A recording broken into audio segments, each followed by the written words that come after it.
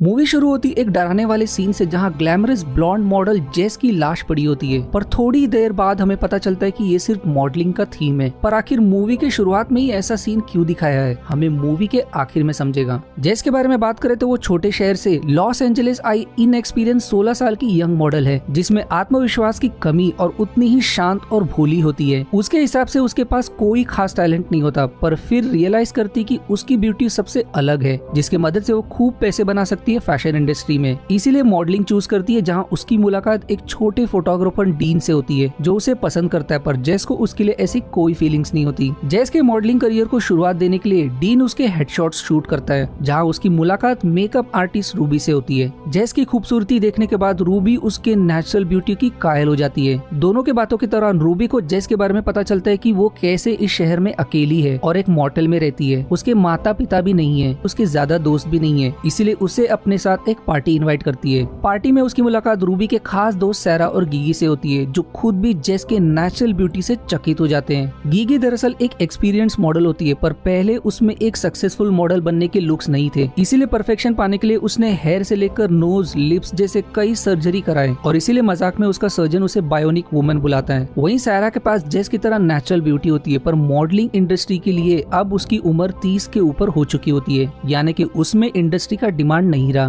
Party के दौरान साफ दिखाई देता है कि जेस में कॉन्फिडेंस की बहुत कमी है, और इसीलिए सभी से ज्यादा घुल मिल नहीं पाती और आउट ऑफ द ऑड महसूस करती है। पर वो पार्टी में सबसे अलग और स्टैंड आउट भी साबित होती है। जेस फिर उनके साथ फ्रेश होने के लिए उन्हें वॉशरूम ज्वाइन करती है, जहाँ सभी में लिपस्टिक के ऊपर चर्चा हो रही होती है कि कैसे लड़कियों के लिपस्टिक को जानबूझकर फूड और कलर का नाम दिया जाता है, ताकि लड़कियां आकर्षित हो उसे खरीदने के लिए। और अंत में उनका डिस्कशन जेस की तरफ मुड़ जाता है कि जेस के हिसाब से वो खुद को फूड या सेक्स मानती है। दरअसल उनके सवाल का असल मीनिंग ये होता है कि अगर वो खुद को फूड मानती है तो लोग उसकी खूबसूरती का फायदा उठाएंगे और अंत में उसे निगल जाएंगे। वहीं अगर वो खुद को सेक्स समझती है तो वो इसे एज टूल की तरह यूज करके डिजाइनर्स के साथ सोकर जल्दी ग्रो कर सकती है। पर इससे पहले कि जेस जवाब दे, गीगी पहले ही गेस कर लेती कि वो दरअसल डेजर्ट है, क्योंकि वो दिखने में ही इतनी भोली दिखाई देती है। उनके कॉन्वर्सेशन के दौरान रूबी जेस को लिपस्टिक अप्लाई करती है और फिर तीनों उसे एडमायर करने लगते हैं, जिसका असल मीनिंग हमें आगे समझेगा। तीनों अब भी जेस की ब्यूटी को एडमायर करते थकते नहीं है कि काश उनके पास भी ऐसी ब्यूटी होती, और एक तरह से उनमें जेलसी भी डेवलप होने लगती है, क्योंकि सैरा के लिए उसकी उम्र हो जाने के कारण उसमें अब वो चार्म नहीं रहा। उसके अनुसार जेस सून अपने नेचुरल ब्यूटी के टैलेंट से आसमान छुएगी, जैसे उसने कभी हासिल की थी। रूबी के पास तो मॉडल की कोई काबिलियत ही नहीं होती, ऑल्दो वो जेस की तरह नेचुरल ब्यूटी रखने का विश करती है। वहीं गीगी के अनुसार जेस अगर सही लोगों के साथ सोए तो वो बहुत जल्द फेमस मॉडल बन सकती है, क्योंकि उसके पास किसी को भी कायल करने वाली नेचुरल और परफेक्ट ब्यूटी होती है, जिसे पाने के लिए गीगी को कितने सर्जरी करानी पड़ी, जिसके वो बहुत डींगे भी मारती है। पर जैसा कि जेस को अपने नेचुरल ब्यूटी पर गुरूर होता है, वो गीगी से टेढ़ा बोल जाती कि क्या सच में उसे अपने प्लास्टिक सर्जरी से पाए लुक्स पर इतना नाश करना चाहिए। जाहिर तौर पर गीगी को यह बात पसंद नहीं आती और इशारे में कह जाती है कि उसे अपना टोन संभाल कर रखना चाहिए, क्योंकि वो इस शहर में अकेली है। और सभी रॉन्ग नोट पर कॉन्वर्सेशन अंत करके पार्टी ज्वाइन करते हैं। पार्टी के शो में एक model pulse of flashing illuminating lights में ट्रायंगल पैटर्न में तैरते दिखाई है, ये दर्शाने के लिए कि जेस फाइनली इस इंडस्ट्री का भाग है। ये पूरा मंजर एक अजीब ही तरह के पैटर्न से इल्यूमिनेट होता है, जिसको देखते ही कुछ फील सा होता है। और उसी दौरान गीगी और सैरा जेस की तरफ जेलिसी की नजर से देखते रहते हैं। वहीं रूबी जेस के पीछे खड़ी उसके प्रति खुशी दर्शाती है। अगली सुबह जेस एक प्रसिद्ध एजेंसी के लिए इंटरव्यू देती है, जो खुद भी जेस के लुक से प्रभावित हो जाती है और उसे तुरंत साइन कर लेती है, पर उसे अपनी उम्र सभी से 19 बताने का इंस्ट्रक्शन देती है, क्योंकि 18 साल की उम्र में लोग रूल्स के अनुसार अलाउड नहीं है। उसी रात जेस अपनी खुशी डीन से शेयर करती है और दोनों ये न्यूज एंजॉय करने के इरादे से हिल साइड जाते हैं, जहाँ जेस डीन से शेयर करती कि कैसे बचपन से उसे लगता था कि चांद एक आंख है जो उस पर अपनी नजर बनाए रखा है। पर जब जेस अपने रूम लौटती है तो उसे अजीब कारण से अपने रूम में एक माउंटेन लायन मिलता है, पर क्यों ये हमें आगे रिवील होगा। जेस मोटेल ओनर हैंक को रिपोर्ट करती है, जो खुद भी हैरान हो जाता है। अगर हैंक के बारे में जानकारी दे तो वो एक पर्वर्ट और यंग लड़कियों का फायदा उठाना उसका पेशा होता है, क्योंकि इस शहर में मॉडल बनने के सपने से आने वाली ज्यादा करके यंग लड़कियां उसके ही मॉडल में ठहरती है। अगली सुबह जेस अपने पहले शूट के लिए फोटोग्राफर जैक से मिलती है, जहाँ रूबी भी मौजूद होती है उसके मेकअप के लिए। जैक भी जेस की ट्रू ब्यूटी को देखने के बाद उसका कायल हो जाता है और सभी को रूम खाली करने का इंस्ट्रक्शन देता है प्राइवेट शूट के लिए। जैक जेस को पूरे कपड़े उतारने का इंस्ट्रक्शन देता है और फिर इरोटिकली उसके शरीर पर गोल्डन पेंट लगाने लगता है और एक सक्सेसफुल फोटो शूट करता है। शूटिंग से निकलने के बाद रूबी को लगता है कि जैक ने उसके साथ कुछ गलत किया, पर जेस क्लियर करती है कि ऐसा कुछ भी नहीं हुआ। पर फिर भी रूबी सलाह देती है कि उसे जैक जैसे फोटोग्राफर से बच के रहना है, क्योंकि ऐसे लोग लड़कियों का फायदा उठाने में माहिर होते हैं, और उसे कॉल करने का सुझाव देती है जब भी वो किसी भी मुश्किल में हो। उसी दिन रूबी अपने दोस्तों से मिलती है और जेस के पहले शूट के बारे में उन्हें बताती है, जिसे सुनने के बाद दोनों भी हैरान हो जाते हैं, क्योंकि जैक जैसा फोटोग्राफर कभी न्यू मॉडल्स का फोटोशूट नहीं करता। क्लियरली इस खबर के बाद दोनों को भी खुशी नहीं होती। वहीं रूबी अब भी जेस की ट्रू ब्यूटी के पीछे कायल दिखाई देती है। अब अगले फेमस डिजाइनर रॉबर्ट के ऑडिशन में संयोग से सारा भी मौजूद होती है, जो क्लियरली ये देखकर खुश नहीं होती, क्योंकि उसे रियलाइज हो जाता है कि जेस के नेचुरल ब्यूटी के सामने उसका कुछ नहीं होगा और उसे ही साइन किया जाएगा। जब सारा कैटवॉक परफॉर्म करती है, डिजाइनर थोड़ा भी इंटरेस्ट नहीं दिखाता, पर जब जेस की बारी आती है तो डिजाइनर रॉबर्ट उसे देखते ही वहीं फ्रीज हो जाता है और उसे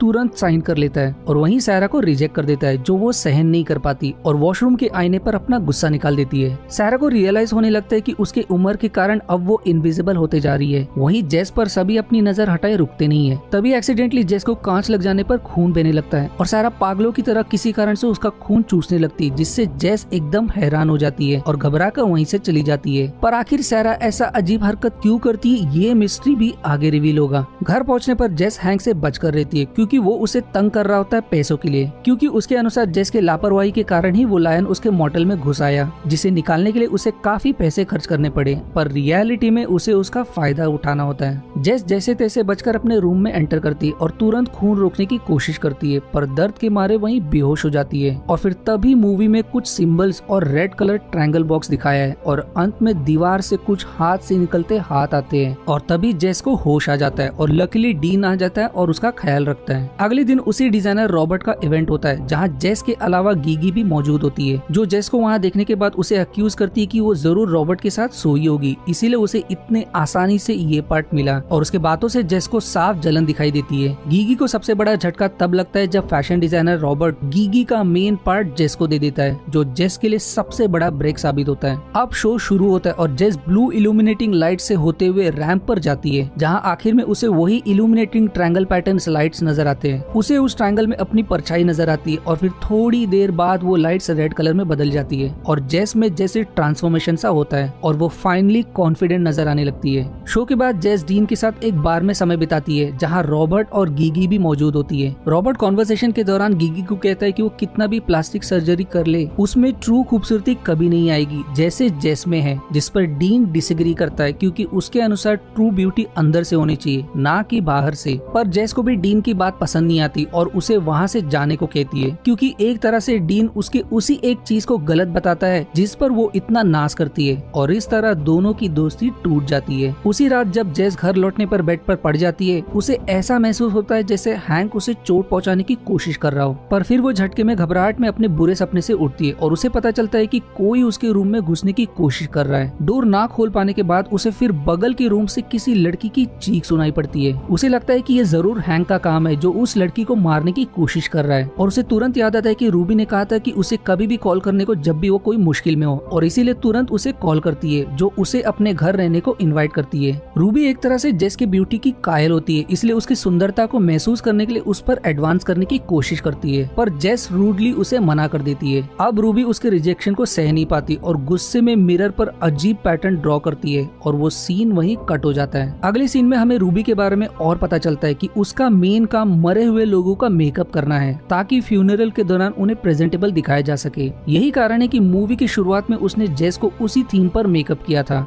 उस लाश को देखने के बाद उसे कुछ होश आ जाता है और वो लाश को जेस इमेजिन करने लगती है और उससे मेकआउट करती है। वहीं जेस अपनी सुंदरता को एडमायर करते थकती नहीं और सारे कपड़े ट्राई करती है और पूल के बोर्ड पर खड़ी होकर एक डिवाइन एंजल की तरह क्लेम करती है कि हर कोई उसकी सुंदरता को पाने के लिए मरने को भी तैयार है, ताकि वो उसका सेकेंड रेट वर्जन बन सके। पर उसे क्या पता कि उसने अपना घमंड का लिमिट पार कर दिया, इसलिए रूबी रिजेक्शन के गुस्से में, वहीं गीगी और सारा जो खुद भी जेस की सुंदरता से तंग आ चुकी थी, सभी मिलकर उसकी हत्या कर देते हैं। और फिर अगले सीन में एक खौफनाक दृश्य दिखाया है, जहाँ तीनों ने भी जेस के खून के साथ स्नान किया होता है, और फिर थोड़ी देर बाद मूनलाइट की रोशनी में रूबी बिना कपड़ों के फर्श पर पड़ जाती है और फिर उसके प्राइवेट पार्ट से खून बहने लगता है, और वो सीन वहीं कट होकर गीगी के फोटोशूट की तरफ मुड़ जाती है, जहाँ सारा उसका वेट कर रही होती है। मेकअप के बाद फोटोग्राफर जैक शूटिंग के लिए बढ़ता है, पर उसे दूसरी बंदी में कुछ कमी सी नजर आती है, इसलिए तुरंत उसे फायर फायर कर देता है। वहीं उसे सारा में कोई एक अलग सी चार्म दिखाई पड़ती है, इसीलिए उसे हायर कर लेता है। पर शूटिंग के दौरान गीगी को अजीब सा महसूस होने लगता है। जब सारा उसे चेक करने आती है,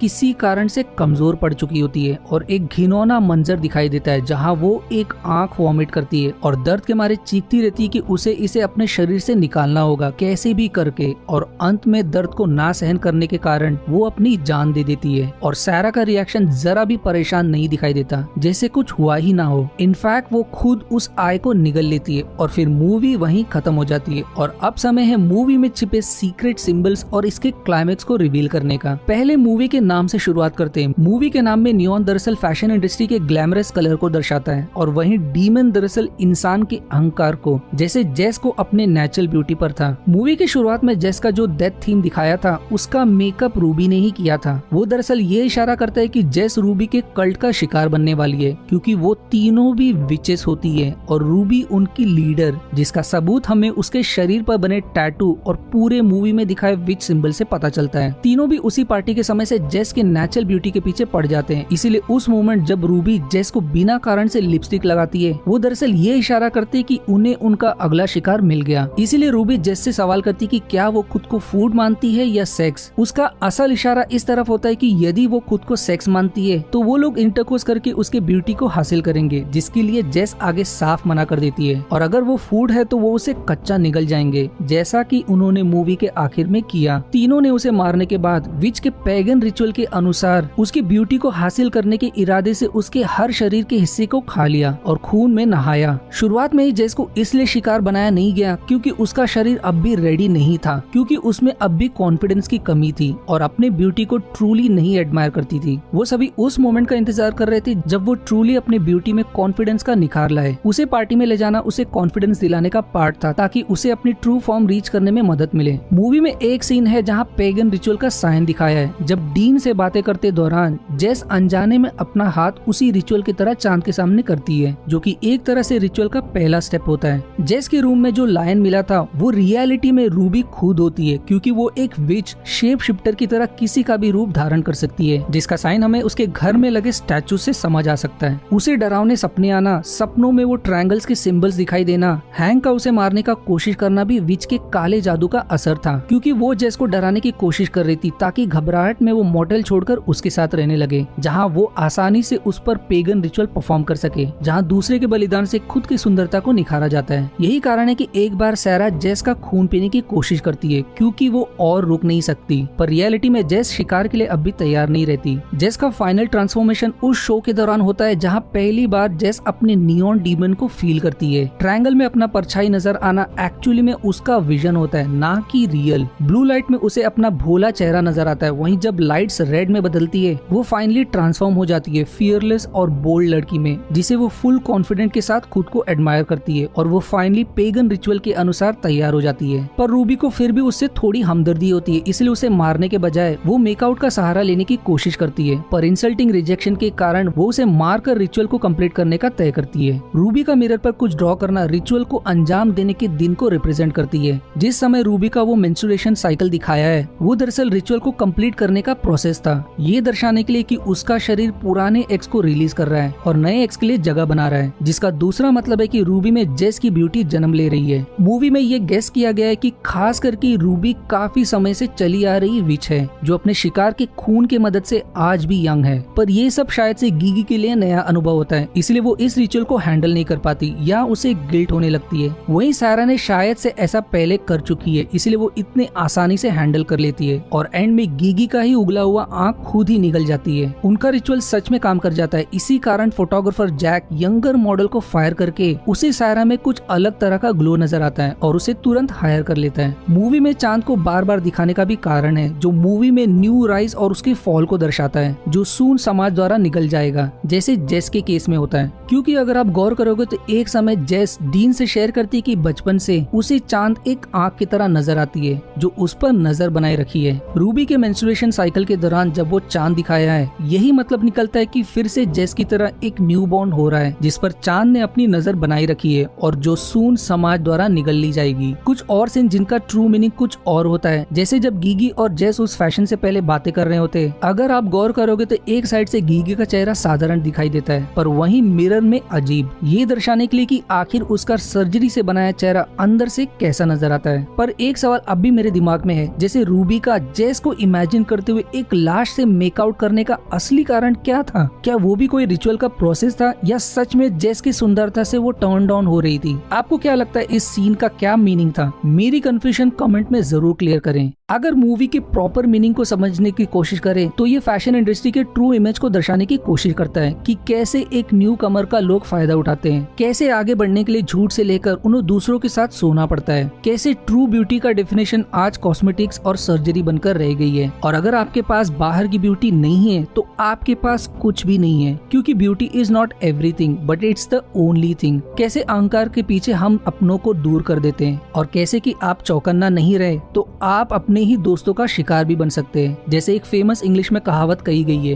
keep your friends close and your enemies closer. अगर आप इतिहास पढ़ोगे तो रूबी का वो सीन जहाँ पे वो बाथटब में जेस के खून को सोख करती है, दरअसल एक सच्ची घटना एलिजाबेथ बैथरी से लिया गया है, जो रिस्पॉन्सिबल थी 650 से अधिक लोगों को मारने का, और खास करके उसका शौक था अपने शिकार के खून में इसी तरह स्नान करने का। आशा है आपको मेरी एक्सप्लेनेशन पसंद आई। यदि हाँ तो प्लीज वीडियो को लाइक करना और चैनल को सब्सक्राइब करके सपोर्ट करना ना भूलें। मिलते हैं अगले एक्सप्लेनेशन वीडियो में, तब तक के लिए धन्यवाद दोस्तों।